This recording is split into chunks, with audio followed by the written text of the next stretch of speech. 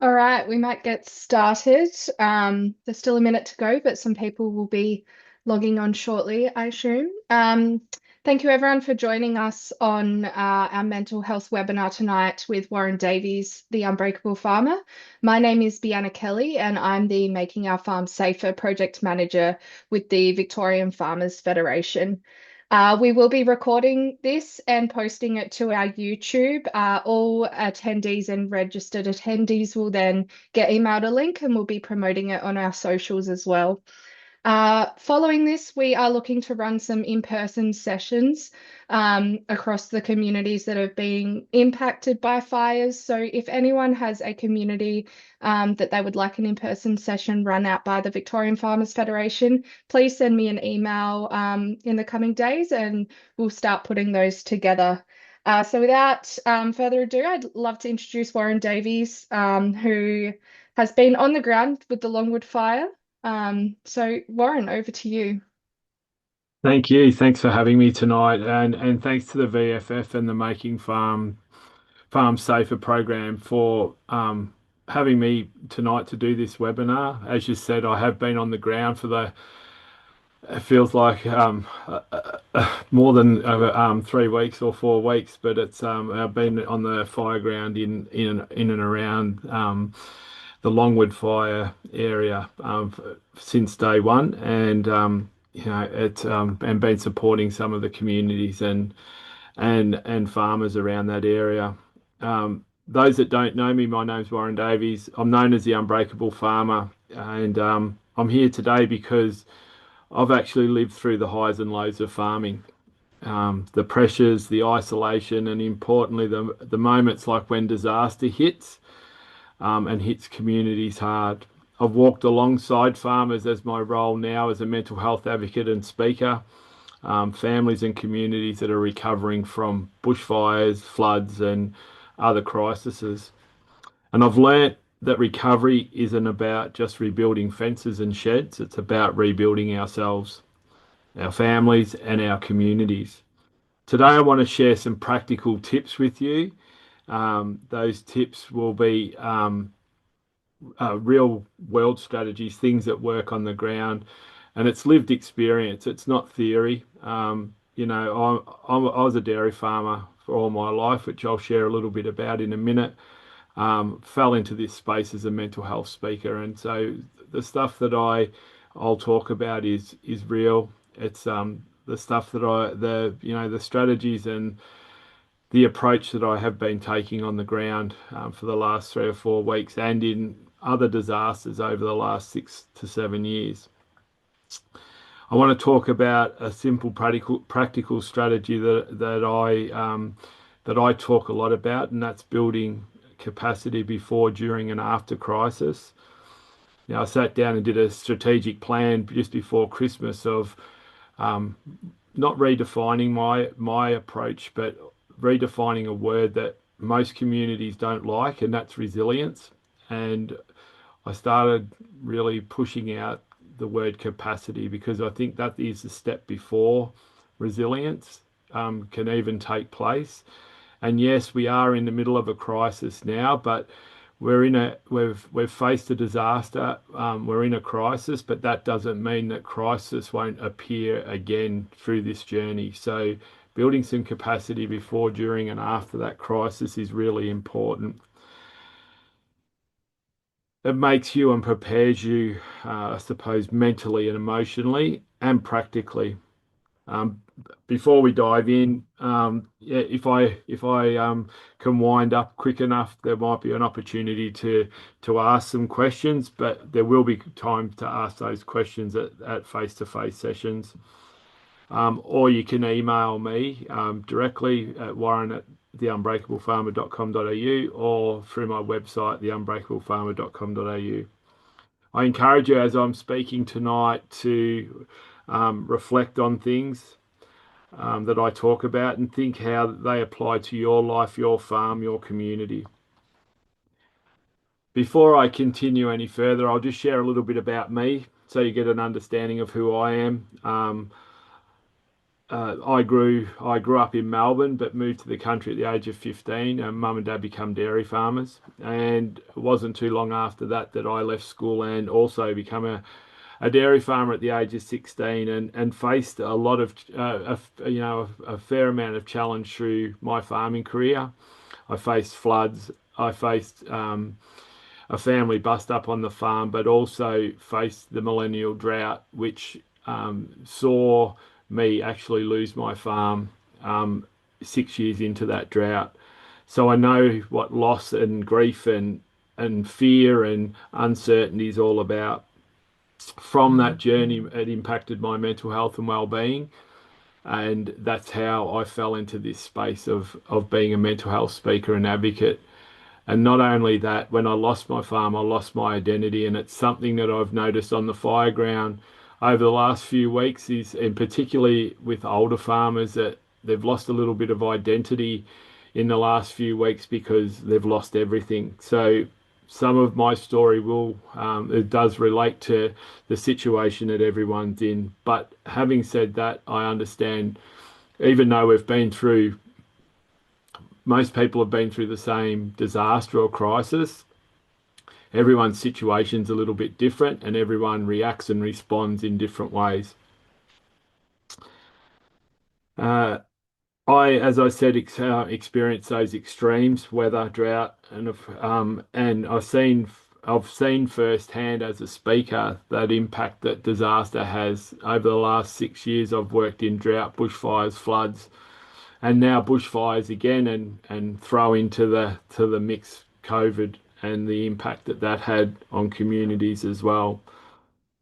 And I realise that it's not just about property loss; it's also about mental health and well-being. Recovery is so important. I've felt the fear, the guilt, the grief, the uncertainty, and I've seen the same in my neighbours and in my community. Um, and also, as I said, those people that I've helped in recovery. Through those experiences, I've learnt that resilience doesn't mean feeling fear and grief. Doesn't and it acts like and it means acting in despite of it. But as I said, I had a fractured relationship with resilience, and I did what I was told or what I was expected of me, particularly as a farmer, but also as a bloke, to pick myself up and dust myself off time and time again. And one of the things that I now realize in hindsight is that resilience without a toolbox full of tools, full of capacity and strategy, uh, is really basically detrimental to your mental health because eventually you will run out of dust, and eventually that you will, your mental health and well-being will decline. I call myself the Unbreakable Farmer not because I was not broken. My story's all about being broken. It was a name given to me as a superhero name in a speaker course that I did. It doesn't sit comfortably with me, particularly when I'm talking to farmers, because I believe all farmers are unbreakable. So it's something that um, was given to me as a superhero name, and it kind of stuck ever since. But that doesn't mean that my story wasn't broken also. I want to talk about that capacity between before, during, and after crisis. Uh, you know, disaster recovery isn't a moment thing, it's a process. It's something that I've been trying to talk to people about over the last few weeks, that it's not just a simple thing. It's not something that just happens today and then you're right tomorrow. It's going to be a journey, particularly those that have been impacted uh, by the bushfires across Victoria. Your mental health changes at each stage, and sometimes you can go backwards and forwards and backwards and forwards. Uh, we need what we do before in setting up that capacity can affect the way we cope during that crisis. And what also happens during that crisis and recovery also shapes who we are. So, this framework around capacity gives sense to a really messy experience. It's a powerful framework because, as I said, resilience to me, especially working as a dairy farmer in the middle of a drought, and also now as a mental health speaker, working predominantly in this disaster recovery space, is resilience is like someone coming up to you and giving you a pat on the back and saying, geez, you're struggling really well. Keep doing what you're doing. So we need to take charge. We need to build some capacity in our toolbox. Capacity before crisis is what you can do now to prepare mentally, emotionally, and practically. And as I said, I recognize that a lot of people that'll be on this call have already experienced that disaster this year, but that doesn't mean that there's not going to be some challenges down the track in our recovery. So we need to start preparing mentally, emotionally, and practically for those. Capacity during that crisis is how we act and cope when the disaster hits. And a lot of the people that I've spoken to over the last 3 or so weeks, they, I'm in awe of the way that they've handled what's going on. That doesn't mean that people aren't struggling, but the typical, farmer spirit has been shown time and time again, as well as the spirit of a lot of Victorians in their generosity as well. And capacity after crisis, it's about rebuilding your life, your farm, your community, and your well-being after the fact that a disaster has gone through. We'll go through each one of these in detail. Um, I'll share some stories and strategies and practical steps that you can use along the way. But let's start with capacity before crisis. This is about preparation. It's not just about your farm, but your mental health and also your community. I can't stress enough that what you do before a crisis hits can make a lot of difference when the disaster does actually hit.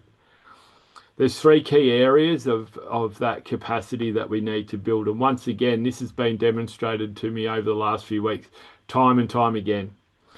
Community and connection is one of the three key areas.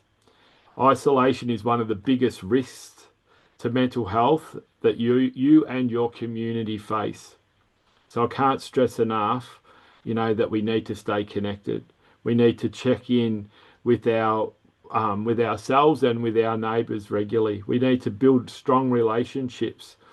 We need to know who's in our support network.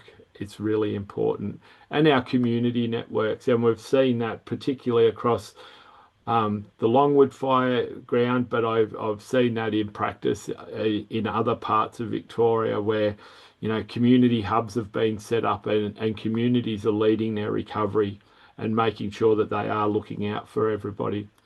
But the thing that really is something that I'm acutely concerned about is when we run out of that energy.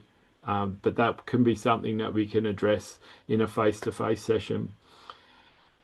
The other couple of key areas are firstly, practically preparing for a disaster, having a plan that reduces stress, knowing your evacuation routes, your insurance details, all those things that we get told time and time again. And if you're listening to this and you haven't faced a disaster this season, get prepared.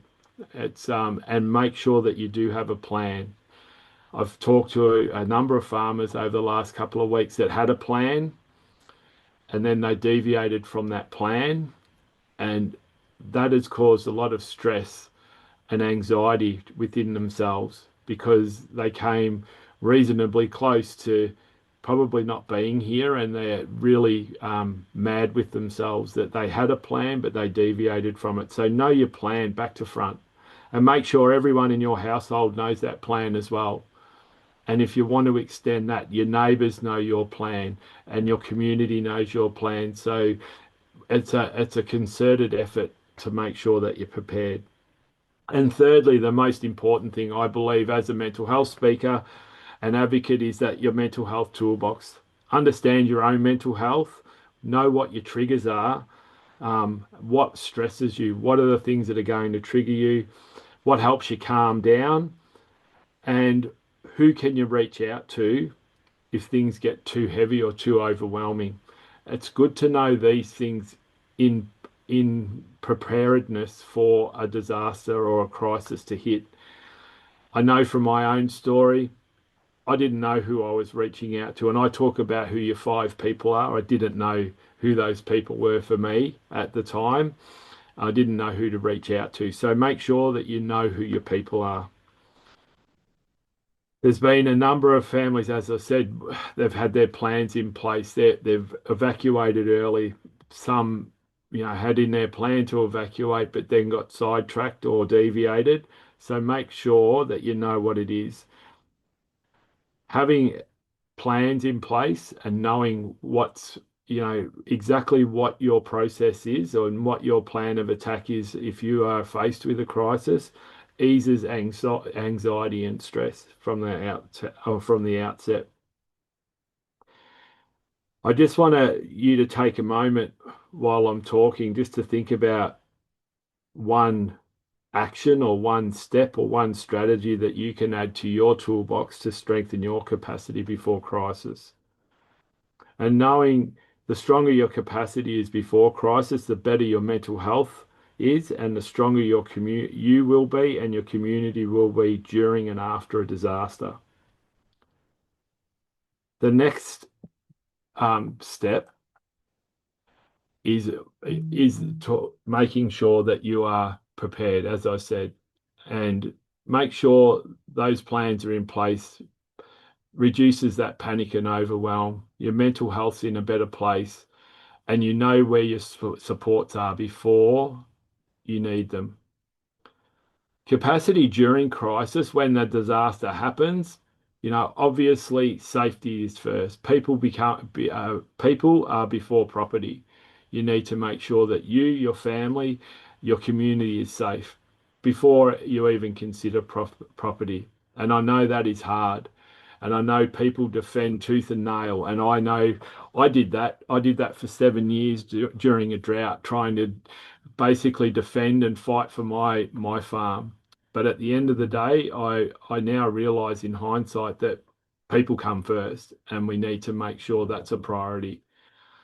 Fear, grief, and shock are normal. They're normal in this stage when during that crisis. One of the things when crisis hits is we go through a range of emotions, particularly in most of the fire grounds across Victoria that have been, hit down in the last few weeks. The fires were quick. They came fast. People had really little time to prepare, and people were in shock. And I still see that these few weeks down the track where you can look into someone's eyes and you can see that shock because it was so quick. So we need to make sure that we've got a few things that we can focus on in our toolbox to be able to overcome them. We've got to stay connected, even if it's briefly, and even if you don't normally talk to your neighbours or to some people in your community, we've got to stay connected. That's so important. And during this time, one of the things that's really important is just to focus on and prioritize one step at a time. What needs to happen? Don't get too far ahead of yourself. During the initial stages of this crisis across Victoria, a lot of people that I've talked to are already jumping steps ahead about insurance and all that when they're really still not in a safe position physically and mentally to worry about that right at that time. So we need to focus on the things that we need to straight away. As I said, four important things. Make sure safety first. Life, mental health and well-being comes well before property. We need to stay connected. As I said, know who your support network is. Know who you are connected to in the community. It makes a huge difference to your family and your friends. Um, Notice your emotions. So have some self-awareness too. Um, a lot of people have been through a really stressful situation. So be self-aware during this crisis of your emotions, and understand it doesn't matter how you're feeling. All your feelings are valid at this time. So even if you can say out loud that that you're frightened or you're fearful or you're frustrated. That's all normal, and it's good that people know that that's how you're feeling. Practical actions can reduce that anxiety, as I said. So focusing on one step at a time, not all the next steps in your recovery or once the disaster is, out of your area, but just think of the main things that you have to focus on to start off with. Safety. Make sure that you and your family are safe, your community safe, and then you can move from there. On the fire ground, some of the families have been completely overwhelmed, and that's very understandable. Even by the smallest of tasks that they might have been, really competent of before the fire have now become, difficult for them. So that's one of those things that it doesn't mean that you're that's a sign of weakness or that you're losing your faculties or anything like that. You've been through a very stressful situation. So building some capacity in that toolbox is so important around, enduring this crisis period.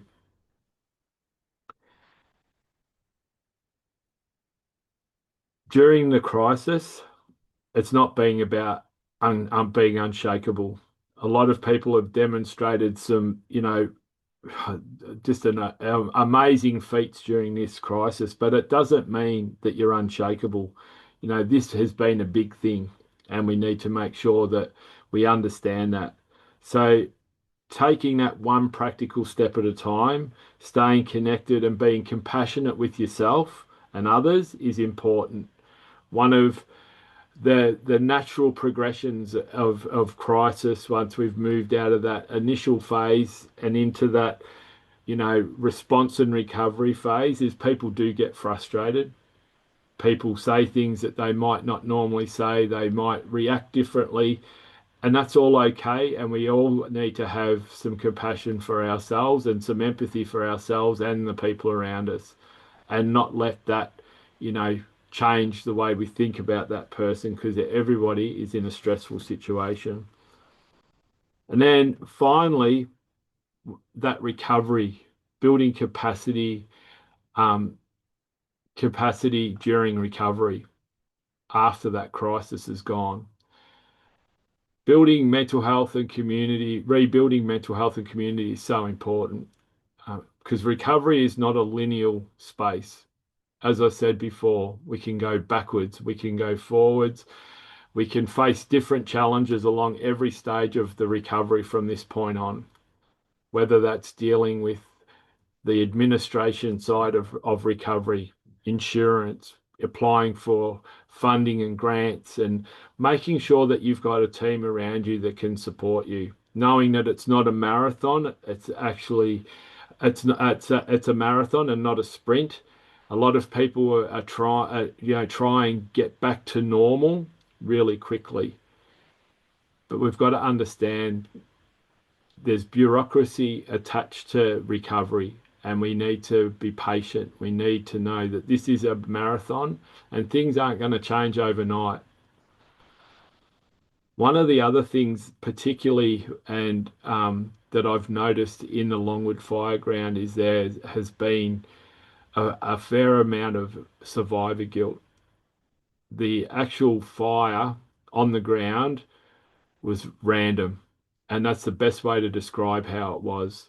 You can drive down a road and every second house is burnt, or a shed is burnt and the house is standing, and the next place the house is burnt and the shed is standing. And it's very random, but a lot of people are feeling a lot of guilt.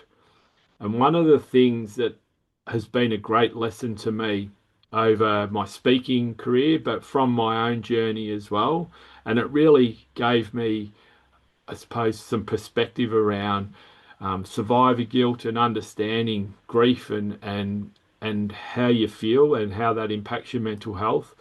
And that is that it doesn't matter how big or small your challenge is. If your challenge or your crisis is impacting your mental health and well-being, it's big enough. A lot of people that I've talked to go, look, I'm okay. my neighbour's a lot worse off than me. But if it's impacting your mental health and well-being, you're worthy of support. And I've heard people say, I don't need hay or I don't need support because I'm okay. But yet they've lost their home and their sheds and everything, but they feel in a better position. But at the same time, you need to accept help and understand that that's what it is there for. And a lot of people have that guilt around, well, I haven't lost anything, but my neighbour has. But we've all been through the same thing. So we need to understand survivor guilt plays a massive part in this recovery process.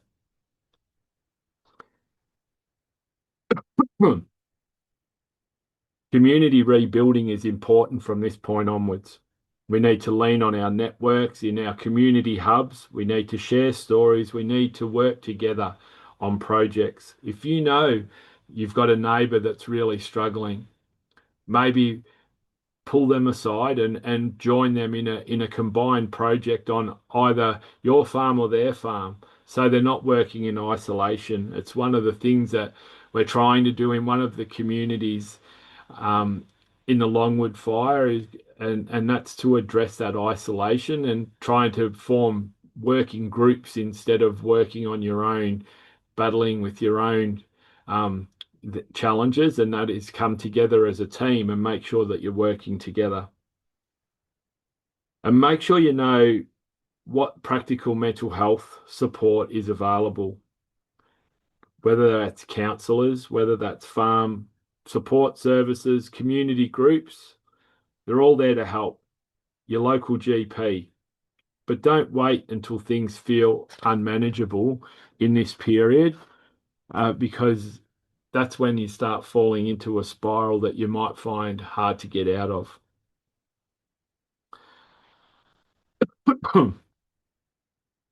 Recovery is ongoing. We've got to be well and truly aware of that.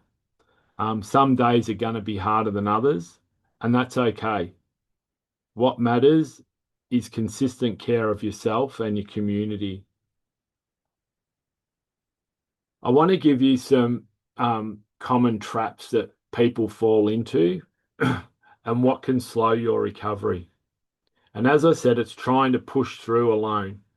And as I said, in my own experience, and that's where my fractured relationship with resilience started, is I just tried to push through alone. I didn't, and I very, very rarely spoke to anyone about how I was feeling or the challenges that I was facing.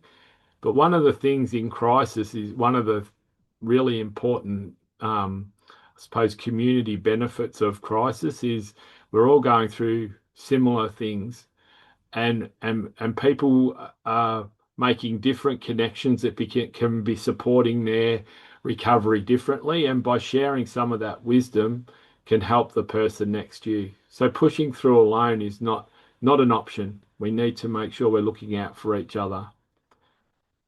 Another thing that happens, particularly in this phase of recovery, is we compare your recovery to others. And it doesn't matter if you're slower or faster or your challenge is bigger or smaller. As I said, we're not in a comparison game here. What we need to think about is we're in a kindness game. We're in a support game where we can help others if our recovery is going a bit more smoother, or we can seek the help of the people that might be recovering a lot easier than what we are. We need to come together. Another trap that people are falling into, and this is quite evident at the moment, is ignoring emotional exhaustion. People have gone beyond that point where they're tired, and one of the things with this, or particularly the Longwood fire, that I've noticed compared to other disasters that I've worked in, is because of the speed and the quickness and the broadness of area that this fire is impacted. Um, People are still in that adrenaline phase 3 or 4 weeks down the track, and they're just running on adrenaline and everything, and they're ignoring that emotional exhaustion. They need to just have a break, clear your mind, just ease back for even a day or half a day just to take stock of where you're at instead of just working, harder and harder every day. Because eventually, as I said before, you'll run out of dust to dust off yourself. And you need to support yourself by taking that time with family, friends, and community just to either debrief or just to relax. And delaying support until the absolute crisis point is a big common trap of after disaster. Making sure you're reaching out for support earlier creates a stronger recovery. Knowing where those supports are, and if you don't know where they are, reach out and see if you can find them. One of the things that is really evident and has been something that we really need to look into as far as recovery goes is getting people on the ground to support people with forms, documents, mental health support, that socio um, emotional support, and also that financial support, filling out forms, but helping navigate that journey of yeah, as I said, filling out forms and accessing the support that they need. Practical tips that you can or tools that you can use today, and these really help. Well, they have helped over the last few weeks with a lot of people that I've talked about. Having check-ins daily with others is really important, and this is where our community hubs and have played a massive role in the last 3 or 4 weeks in most fire grounds. Having a place where you can go to, you can catch up with neighbours, with community members, with support services has been absolutely paramountly important in this recovery. Being able to talk to your neighbours, to your and to your friends, and check in and see how they're going, and vice versa, is a really important connection piece within community. Have your own personal mental health toolbox. It's so important to you understand that, frustration, anxiety, fear, uncertainty will all creep in. We're only human, and they are going to creep in and out of your life over the next, weeks and months and maybe even years. These things will keep reappearing. So start putting those tools that you're learning along this journey into your toolbox. So important. Small routines that restore, a little bit of control in your life. But a really important thing to understand is only control what you've got control over. It's no use trying to control something outside your control. That's where frustration sets in, and you can only control so much. If you can control something in your life, that's great. Do that. But if you can't, you've got to let it go a little bit, because otherwise it'll eat you up. And that's part of this mental health toolbox, is making sure that you've got routines, strategies that you can implement at any time as these phases or emotions creep in and out of your life over the next little bit. Community projects can rebuild purpose as well. And as I've touched on that as well, one of the projects we're trying to get going is bringing people together to work on projects together instead of in isolation. Yes, there's stuff that has to happen on your own farm and things that have to be done, but bringing people together to work together to whether it's community projects or working on a farm, as the old saying goes, many hands make light work. If you could have got a project, and if that helps people not work in isolation, that is a fantastic project to try and implement in your community. It helps those people that are feeling really isolated, brings people together, and it gives a common cause to some of the recovery projects that need to happen. And if you are a bit of a writer or a reflector, writing things down. And I think I've heard this time and time again, not only from people that have been hit with this disaster, but other disasters. People, their number one tool that they had was a pen and paper in their hands at all time, because your mind can be a bit cloudy on days. Some days are good, some days are bad, but having the ability to write things down and also reflect on what you're doing during those days is a very healthy process. You can also, by writing notes down, you can then refer to those notes, particularly when it comes to, insurance assessors or having to share, parts of your story that might become a little bit cloudy. We need to make sure that we've got those practices down pat. It's not something that we do every day. It's not, a lot of people don't carry a notepad and paper around every day, but I think, a really important step during this process. Well, especially when your thought patterns are all over the place. I want to talk about some really key takeaways that I want you to really take away from tonight's presentation. Um, Building that capacity before, during, and after crisis is so important. It actually saves lives when people are prepared, and also during the phase of response and recovery. If we've got capacity in our toolbox, we are able to implement positive strategies to negate the challenges that we might face day to day. During crisis, and I've also touched on this, is we need to slow down. We have to slow it down a little bit. We can't achieve everything that we think we can, and that leads to frustration and anger. And that has been playing out in a lot of communities. And it's not because the people that are getting angry and frustrated are bad people. They're reacting to an abnormal situation at the moment, particularly those that have sustained great loss, whether that's their home, their sheds, their livestock. This has been a stressful situation and we need to slow down. We can't go at that 100-mile-an-hour pace for a prolonged period of time, because that creates burnout, that creates, poor mental health, that interrupts your sleep. There are a lot of other things that can happen as far if you're going too hard. Recovery takes time. We've got to understand that, and we can't get frustrated or angry about the process that we need to take as far as that goes. Support is strength, and that's one of the things that I did really poorly in my journey, is not lean on the support quick enough, early enough, and for long enough. Is actually strength. And have the ability to reach out for support is actually a sign of emotional intelligence and not weakness. A lot of people that I talk to, as I said, refuse help because they see that as a sign of weakness, but it's not. It's a sign of strength.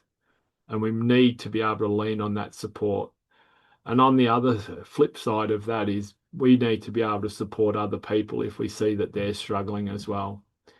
And that's what comes from connection and communication, and understanding that you're not alone.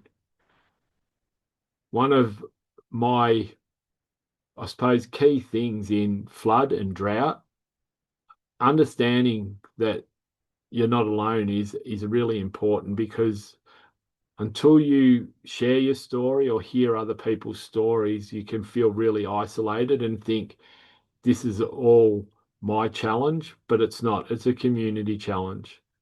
Disasters change lives, but it doesn't mean they need to define them. And we need to work really hard and protect our mental health and well-being, um, because disasters can impact your mental health and well-being for times to come. I want to touch on resources and support and help. That's a really important step here. And one of the things that does become frustrating is being able to access support.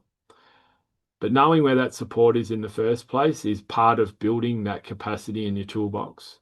So knowing some of the places that you can ring, you can email, you can catch up in person through your community hubs is so important.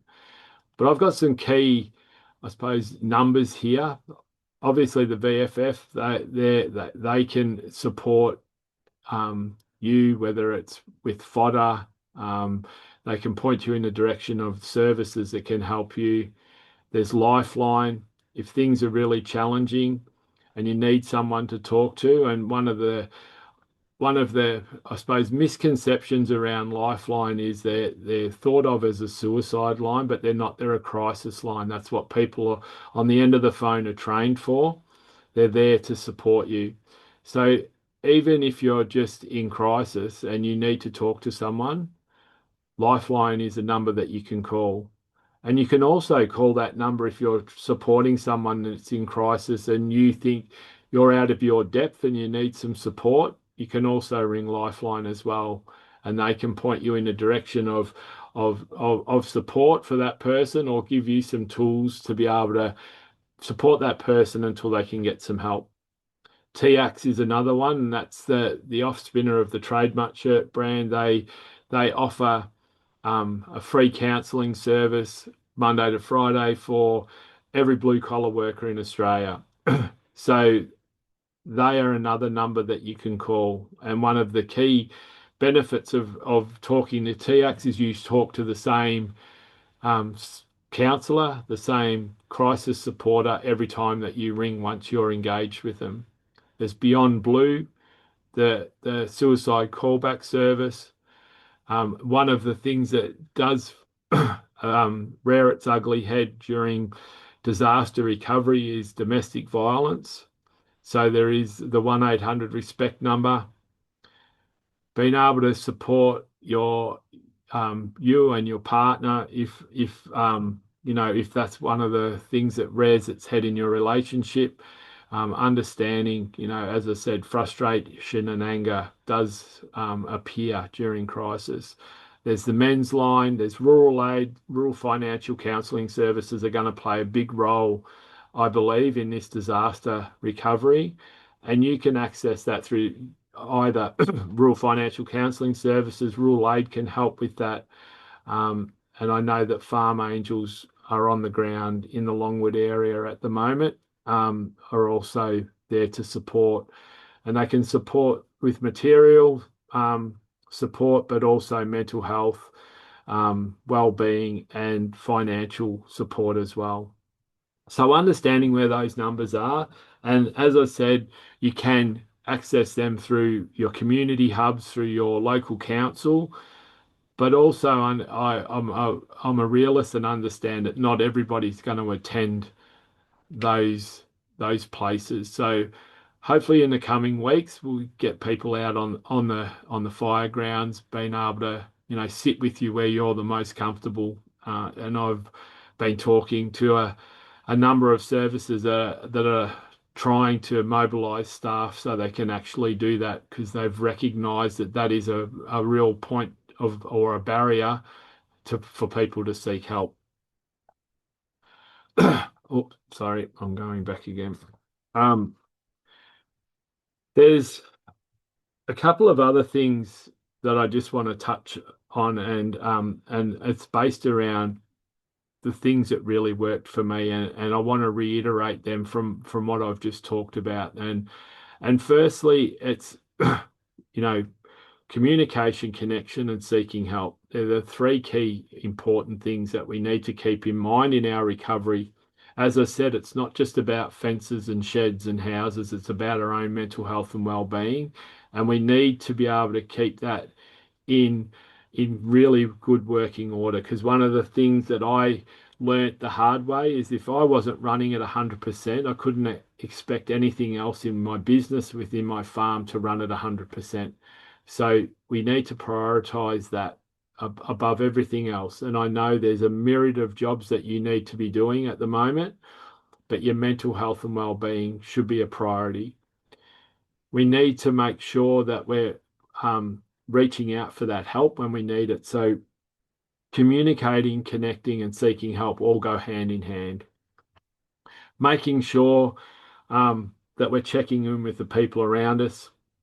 and with ourselves is so important as well. We need to be making sure that, the people around us are also doing well. And that's again where these places of meeting, connection, like community hubs, have played such a massive role, because they give opportunity for that connection and that conversation.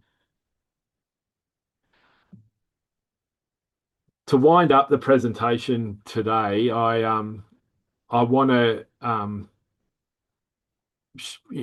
moving forward from here, I want to make sure that everyone stays strong and stays connected. Moving forward together is going to be an important part in recovery after these fires. So we need to reach out early and don't wait for crisis to hit.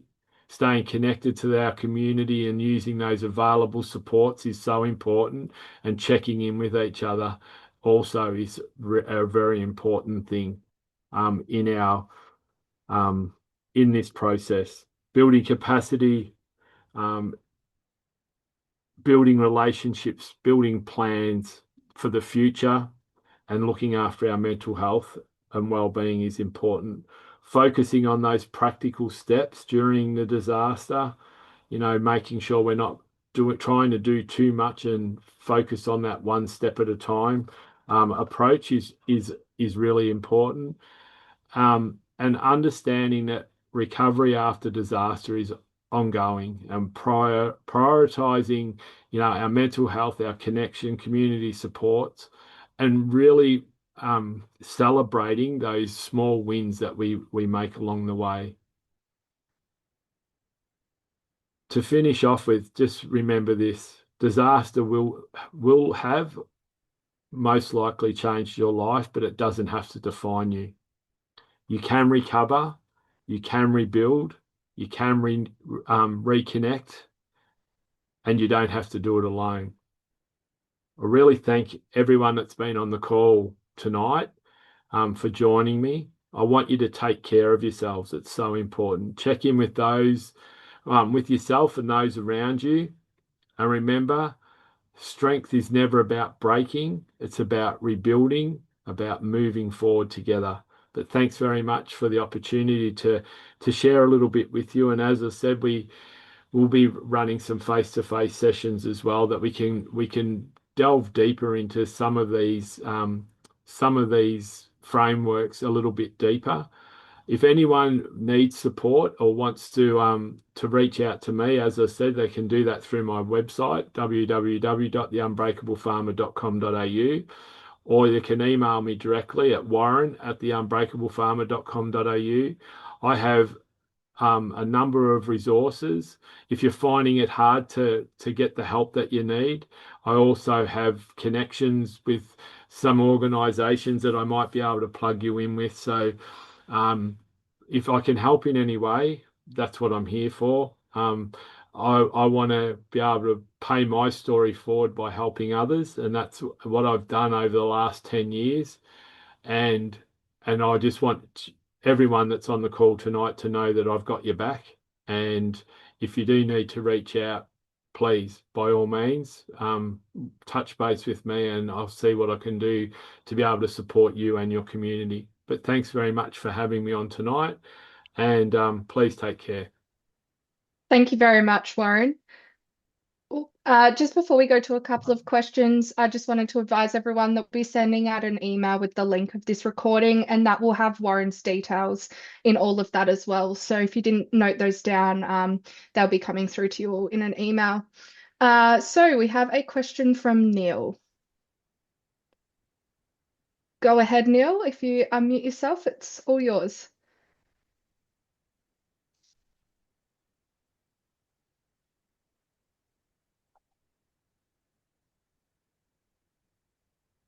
Doesn't seem to be working.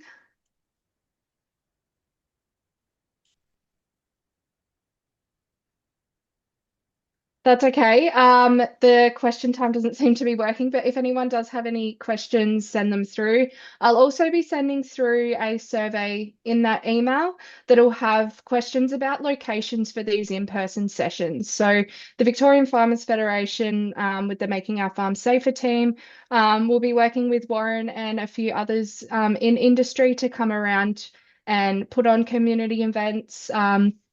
Warren really spoke about that communicating, seeking help, and maintaining that connection through this recovery period. We've had a lot of questions about cleanup safety through the Longwood fire, especially. That's the phase that everyone has moved into. So we'll be putting out some resources and information around cleanup safety and also be talking about that at our in-person events. Thank you very much for everyone for joining us tonight. And Warren, it's been a pleasure to hear from you. Thank you very much. And yeah, as I said, take care, everyone, and make sure you're looking after yourself and those around you. Thank you.